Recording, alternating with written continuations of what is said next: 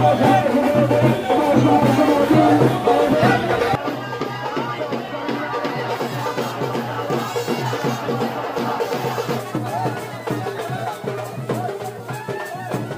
অত্যন্ত পরিশ্রম করে প্রচন্ড গরমকে উপেক্ষা করে এই আজকের এই র্যালিকে সফল করেছি, সেই জন্য আন্তরিকভাবে কৃতজ্ঞতা জ্ঞাপন করছি। 45তম প্রতিষ্ঠা বার্ষিকী উপলক্ষে সমস্ত উপজেলা থেকে এসেছেন, আপনাকে সবাইকে ধন্যবাদ জানাই।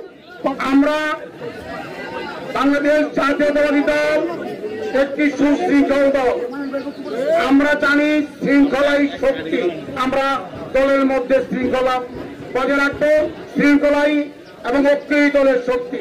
নবীনগর উপজেলা বিএনপি, পৌর বিএনপি এবং তার সকল অঙ্গ সংগঠন, বিশেষ করে স্বেচ্ছাসেবক দল সহ সকলে আমরা ঐক্যবদ্ধভাবে আজকে আমরা এই মিছিল করেছি। আবারও আপনাদেরকে আমার তরফ থেকে ধন্যবাদ ও অভিনন্দন জানাচ্ছি।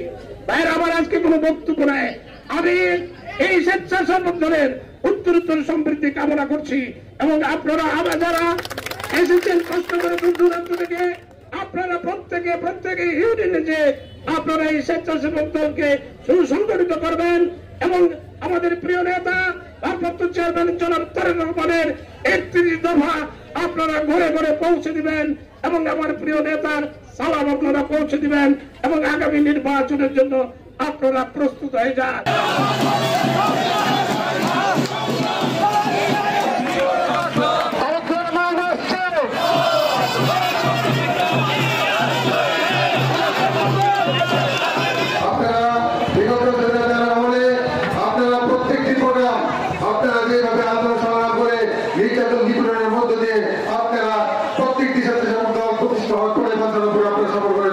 আমি আপনাদের প্রতি চিরকৃতজ্ঞ এবং ধন্যবাদ জানাচ্ছি।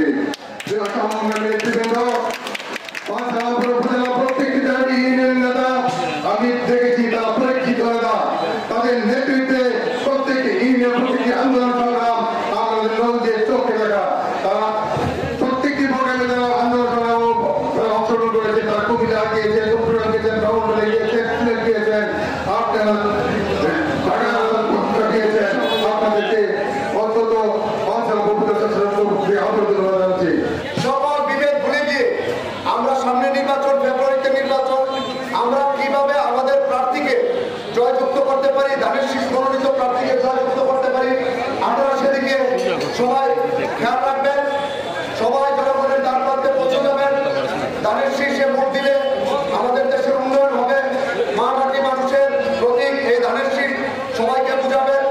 আমাদের নেতা জিয়াউর রহমানের যে গুণাবলী রয়েছে, বেগম খালেদা জিয়ার যে গুণাবলী রয়েছে, ওনারা যে উন্নয়ন করেছে সেগুলো সবার মধ্যে ছড়িয়ে দিবে।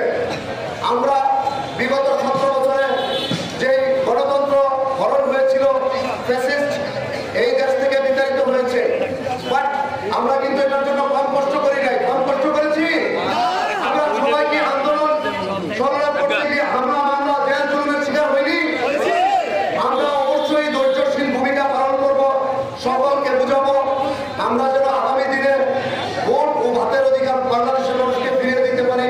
বাঞ্ছারামপুর যেন একটি উন্নয়নের রোল মডেল হয়, বাঞ্ছারামপুর যেন শান্তি ও সমৃদ্ধির একটি বাঞ্ছারামপুর হয়। আমরা যেন